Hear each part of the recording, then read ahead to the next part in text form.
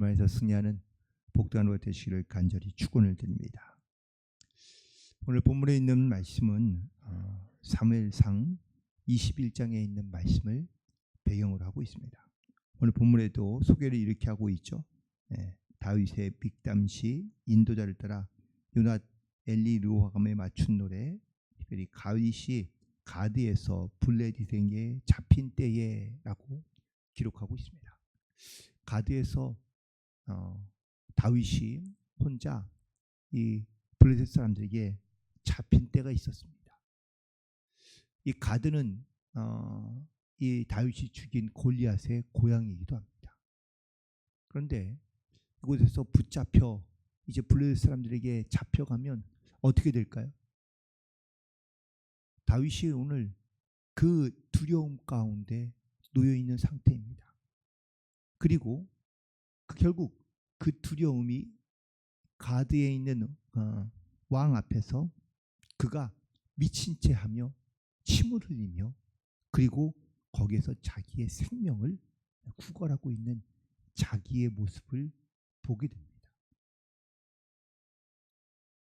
어쩌면 물론 누구나 다 이런 순간이 되고 이런 상황이 되면 다윗과 같이 행동할 것입니다. 물론 어떤 사람은 이렇게 얘기하죠. 어떻게 그렇게 치사하게 구걸하냐. 차라리 그러니 나는 죽고 말겠다. 자기의 어떤 명예를 훨씬 더 존중하는 또한 그것을 더 중요시하게 생각하는 사람은 물론 그렇게 말할 수 있습니다. 그러나 실제 그 생명 앞에 혹은 삶 앞에 마주서게 되면 자기의 말만큼 쉽지 않다는 것이죠. 뭐 그런 우리 주변에는 여러 가지 많은 얘기지만 그 제가 장인어른 간병을 잠깐 해봤는데 저한테는 그런 말씀을 일도 안 끊으셨지만 자녀들에게는 뭐 그 고통과 그 어려움 중에도 살고 싶다라는 말씀을 몇 번이나 하셨거든요. 그러니까 그렇게 죽음 앞에 마주서게 되면 참 두렵고 고통스럽긴 하지만 그래도 살고 싶다는 것이 사람의 생각이고 또한 사람의 욕망일 수 있습니다. 아니 그렇게 될 수밖에 없을지도 모릅니다. 오늘 본문에서도 이 두려움과 그리고 이 고통 가운데 있는 다윗이 하나님께 은혜를 구하고 있습니다.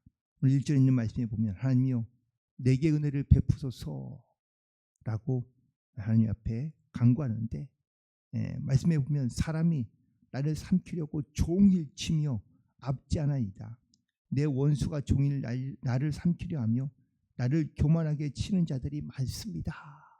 라고 1절과 2절에서 고백하고 있습니다. 여러분 이 다윗의 모습을 한번 상상해 보세요. 종일 자기를 잡으려 하고 자기를 죽이려 하고 자기를 삼키려는 사람들이 계속해서 자기의 주변을 돌고 있다면 여러분 이 죄송하지만 미치지 않고는 견딜 수가 없을지도 모릅니다. 시간마다 때가 뭐 아무튼 어느 때 있는지 내가 눈을 들어보고 있으면 나를 그렇게 삼키려 하고 나를 죽이려 하고 나를 괴롭히려 하는 사람들이 계속해서 내 주변에 있는 것을 느낄 때 과연 온전할 수 있는 사람이 얼마나 있을까. 그래서 이 고통 속에서도 다윗은 하나님을 찾고 있으며 하나님의 은혜를 구하고 있는 것을 보게 됩니다.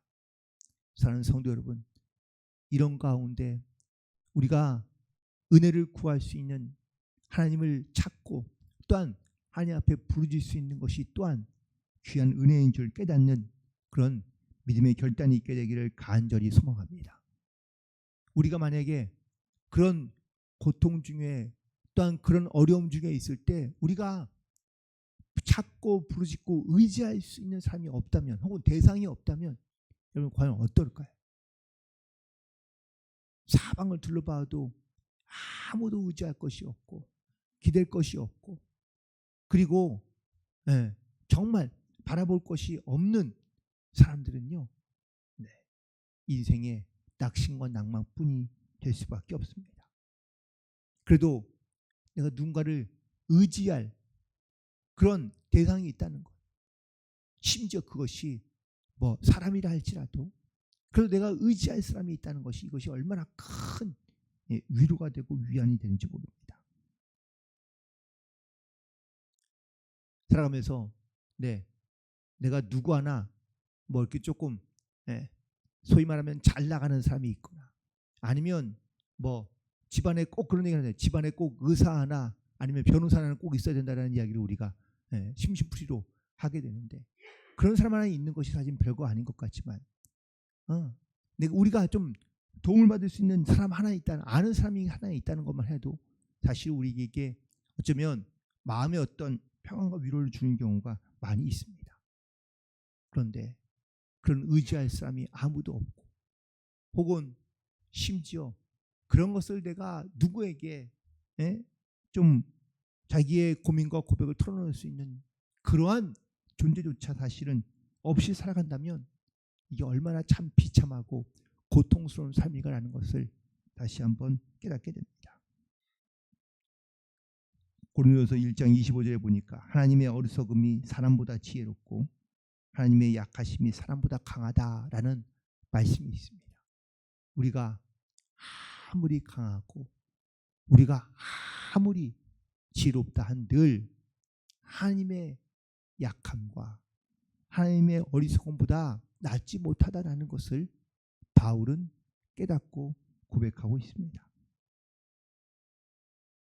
우리가 이런 하나님을 의지하며 또한 하나님 앞에 우리가 이렇게 우리의 여러 가지 많은 염려와 근심을 우리가 주님 앞에 내어놓을 수 있다는 것, 내가 하나님을 의지할 수 있다는 것, 이것이 바로 큰 은혜의 시작임을 우리가 반드시 깨닫고 그리고 우리도 어떠한 상황 가운데도 이렇듯 주님의 은혜를 구하며 주님 앞에 담대히 나아갈 수 있는 그런 모든 성도들이 되기를 주님의 이름으로 간절히 축원을 드립니다.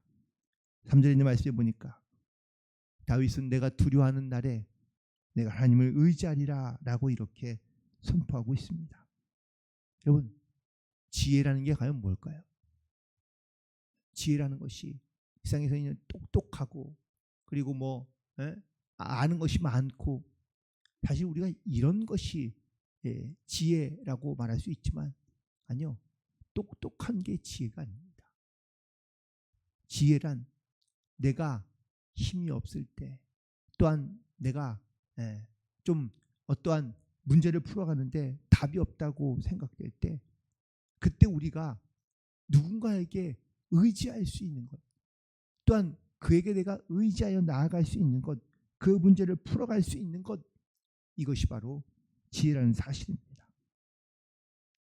사람마다 다 자기가 가지고 있는 생각과 고집이 있습니다.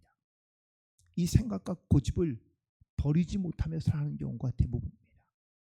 하지만 지혜란 자기의 고집을 꺾고 그리고 자기의 생각을 내려놓게 하는 것이 이것이 지혜입니다. 누구에는 다 두려움과 불안감이 있습니다. 그런데 그 불안과 두려움을 떨치지 못할 때가 많은데 그 불안과 두려움을 떨쳐낼 수 있게 하는 것이 바로 지혜인 것입니다. 그런데 오늘 본문에 있는 말씀 보세요. 지혜는 내가 두려워하는 날에 내가 주를 의지하겠다라고 이렇게 고백하고 있습니다. 다윗이 블레셋 사람들에게 붙잡혀갑니다. 오늘 본문에 있는 배경이죠. 여기 사람들이 붙잡혀가면 당연히 죽을 수밖에 없습니다. 죽음에 대한 두려움, 삶에 대한 어떤 열망들이 있는데 이 상황 가운데 이 죽음을 피해갈 수 있고 또한 삶을 지켜갈 수 있는 그런 지혜가 전혀 떠오르지 않는 겁니다. 두려움으로 말미암아 어찌해야 될지를 할 바를 알지 못하고 여전히 두려움 가운데 떨고 있습니다.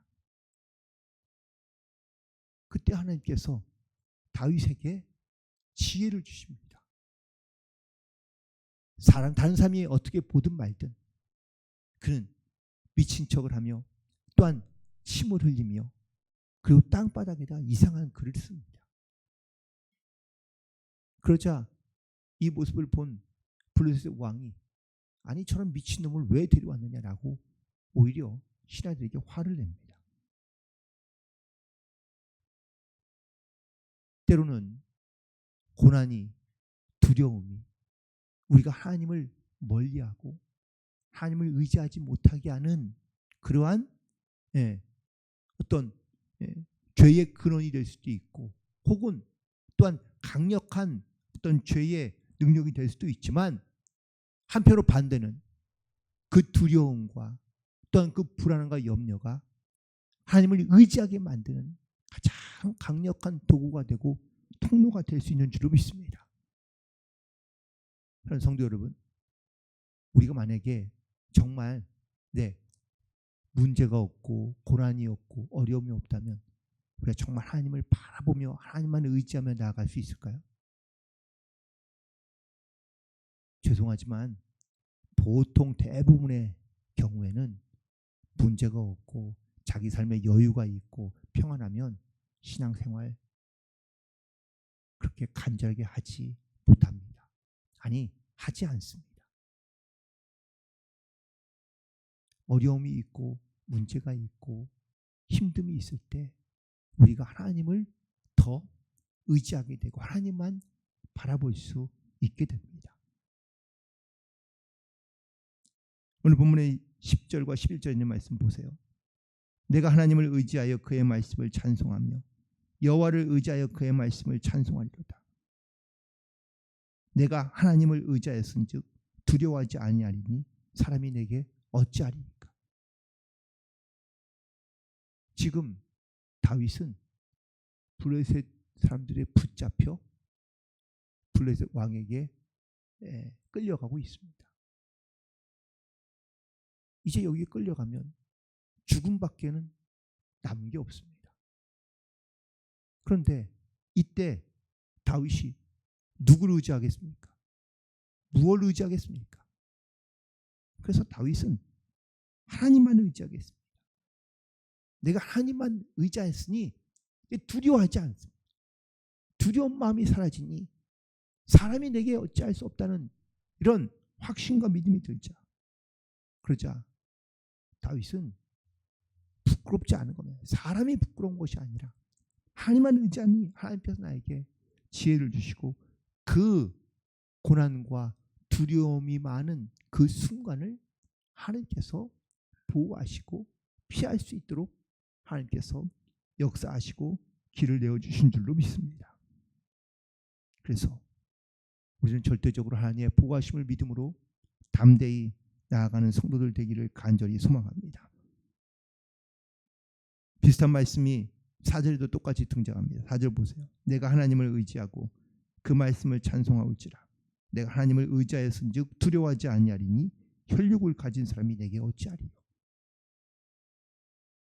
다윗은 이런 믿음의 고백으로 하나님 앞에 나아갑니다. 하나님께서 이런 다윗 믿음을 가진 또한 다윗을 도우시고 역사해 주십니다. 그래서 13절에 있는 말씀 보면 주께서 내 생명을 사망에서 건지셨습니다. 주께서 나로 하여금 하나님 앞 생명의 빛에 다니게 하시려고 실족하지 아니하게 하지 아니하셨나이까 라고 고백하고 있습니다. 다윗이 이로 인하여 자기를 사망에서 건져주신 또한 그 생명의 빛에 다니게 하시는 나를 실족하게 아니하시는 하나님을 믿음으로 고백하며 그리고 담대히 나아가는 것을 보게 됩니다. 다윗에게 일생에 물론 여러 가지 많은 위기와 고난의 순간이 있었지만 아마 이때만큼 절박하고 절실했을 때는 없었을 것이라고 생각합니다. 수많은 물론 위협과 그리고 여러 가지 많은 위기의 순간들이 있었지만 이때만큼 다윗에게 가장 절실하고 가장 하나님 앞에 간절한 마음으로 기도했던 때가 아마 흔치 않았던 때일 수 있습니다. 시편 27편 3절에도 이런 고백이 있습니다. 군대가 나를 대적하여 진칠지라도 내 마음이 두려워하지 아니하며 전쟁이 일어나 나를 치려할지라도 나는 여전히 태어나리로다. 다윗은 전쟁 중에도 두려워하지 아니하고 사방의 적이 자기를 진칠지라도 두려워하지 않는다고 고백하고 있는 이유는 하나님을 의지하기 때문입니다. 하나님이 나와 함께 하심을 믿기 때문입니다. 이 사건을 계기로 다윗은 더 담대한 사람이 되고 더 강력한 사람이 됩니다. 그는 자기 능력과 자기 힘을 의지해서가 아니라 하나님을 의지하기 때문이고 하나님이 함께 하신다는 것을 믿기 때문인 줄 믿습니다. 이렇듯 우리가 세상에 살아가면서 이런 다윗처럼 정말 어떤 위기와 그리고 두려움과 염려와 근심 가운데 빠질 수밖에 없지만 그 근심으로만 머물러 있는 것이 아니라 그 근심에서 깨어나고 또한 그 근심을 믿음으로 대적하여 하나님을 의지함으로 말미암아 그가 하나님의 확실하고 분명한 그러한 놀라운 하나님의 능력을 다시 한번 그가 깨닫게 되고 이후로는 더 담대하여 모든 일에 하나님을 의지함으로 믿음으로 살아갔던 그러한 믿음의 사람인 것을 우리가 깨닫게 됩니다. 오늘 시편은 우리에게 아주 분명한 말씀을 주고 있습니다. 그리고 바른 길을 우리 가운데 제시하고 있는데 내가 하나님을 의지하며 그의 말씀을 찬송하며 여호와를 의지하여 그의 말씀을 믿음으로 나아가면 우리가 두려워하지 아니하여 사람이 내게 어찌할 수 없다는 이런 담대한 믿음을 고백해가지고 우리도 세상 가운데 이렇듯 이 믿음의 고백을 가지고 담대히 살아갈 수 있는 그런 모든 성도들 되기를 간절히 소망하며 하나님이 살아계신 놀라운 은혜한 능력을 선포하며 증거하며 살아갈 수 있는 그런 믿음의 증인들, 복음의 증인들로 살아가는 모든 성도들이 되시기를 주님의 이름으로 간절히 축원을 드립니다. 기도하시겠습니다.